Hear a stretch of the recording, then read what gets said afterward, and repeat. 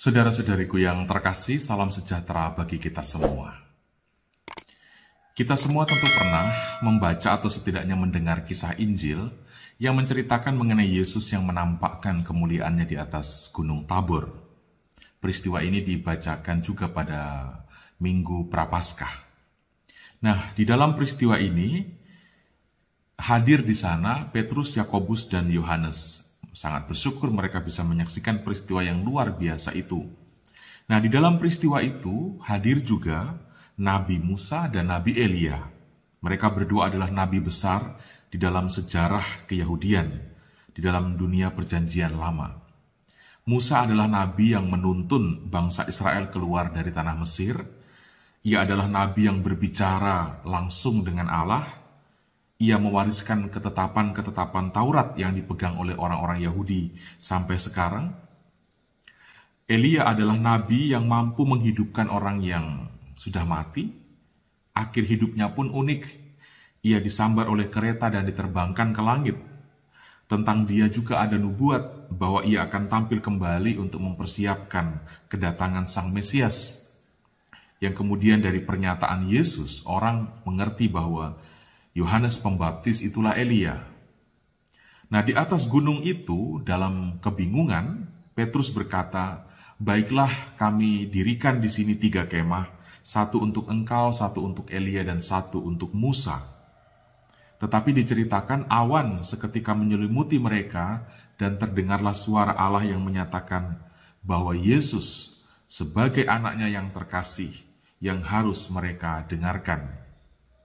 Di atas gunung Tabor itulah Allah menyatakan Yesus untuk kedua kalinya sebagai putranya. Setelah peristiwa pembaptisan di Sungai Yordan oleh Yohanes Pembaptis. Nah, saudara-saudari, mari kita mencermati kisah ini dalam beberapa poin berikut. Yang pertama, saya ingin mengajak Anda untuk melihat bahwa Yesus itu lebih dari sekedar nabi. Bahkan ketika ia disandingkan dengan nabi-nabi sekaliber Musa dan Nabi Elia, Yesus adalah anak Allah. Nah, dalam Credo Nicea Konstantinopel tentang Yesus dikatakan begini, "Ia dilahirkan dan bukan dijadikan, sehakikat dengan Bapa." Mengapa dinyatakan bahwa ia dilahirkan dari Allah dan bukan dijadikan oleh Allah? Saudara-saudari, Yesus itu adalah sabda Allah. Sabda Allah itu menjadi manusia, menjadi insan. Sabda dalam wujud manusia itulah yang disebut sebagai putra Allah. Nah, sebutan putra di sini bukan menunjukkan superioritas Bapa dibanding dengan Yesus.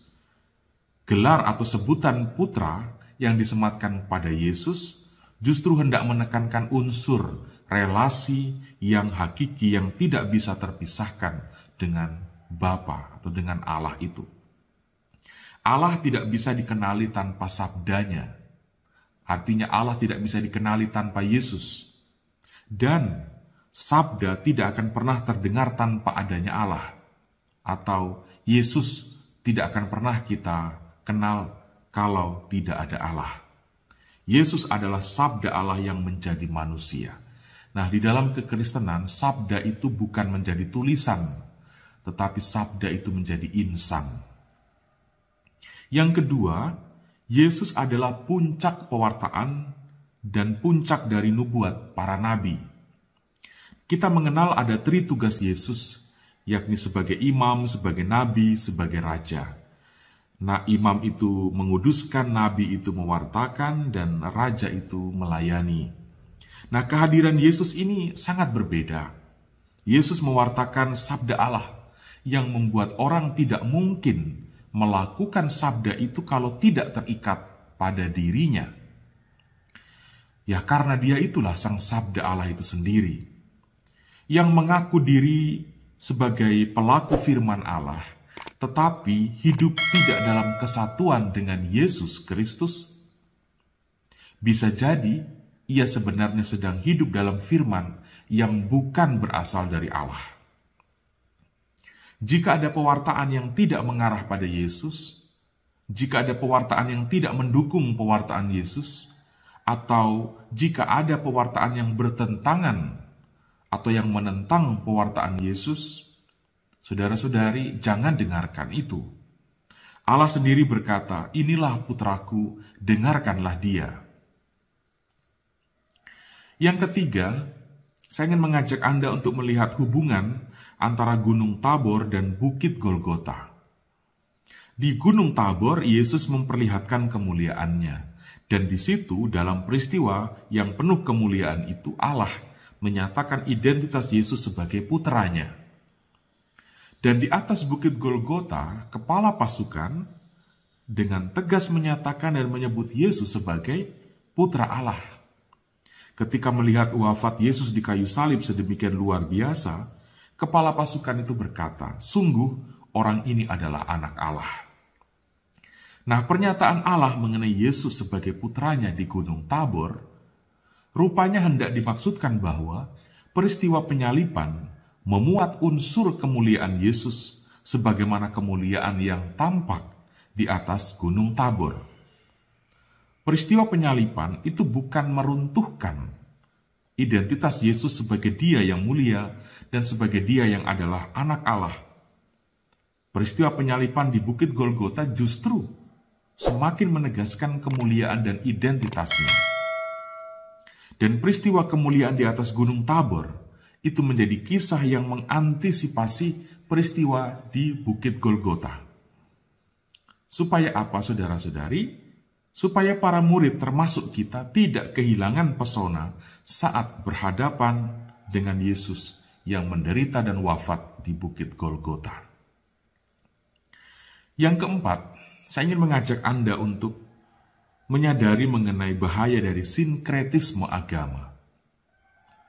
Nah, ini berkaitan dengan pernyataan Petrus yang ingin membangun 3 kemah, tetapi dibatalkan oleh Allah dengan menyatakan siapa yang sebenarnya harus didengarkan. Artinya, kemah itu jangan dibangun untuk 3 orang, tetapi cukup untuk 1, yakni untuk Yesus Kristus Sang Putra Allah. Banyak orang yang mendudukkan Yesus sejajar dengan tokoh-tokoh dan para nabi. Kalau tidak mempan doa di sini, datang doa di sana. Kalau tidak mempan doa di sana, datang doa di sini. Ketika kita menyamakan begitu saja Yesus dengan yang lain, maka kita tidak akan pernah melihat kemuliaan Allah yang sesungguhnya. Saat ini ada gerakan-gerakan yang menyamaratakan Yesus, Buddha, Muhammad, dan lain sebagainya. Itu tidak boleh dilakukan oleh pengikut Kristus. Sekali lagi, ketika kita menyamakan begitu saja Yesus Kristus dengan yang lainnya, maka kita akan kehilangan atau tidak akan pernah melihat kemuliaan Allah yang sesungguhnya.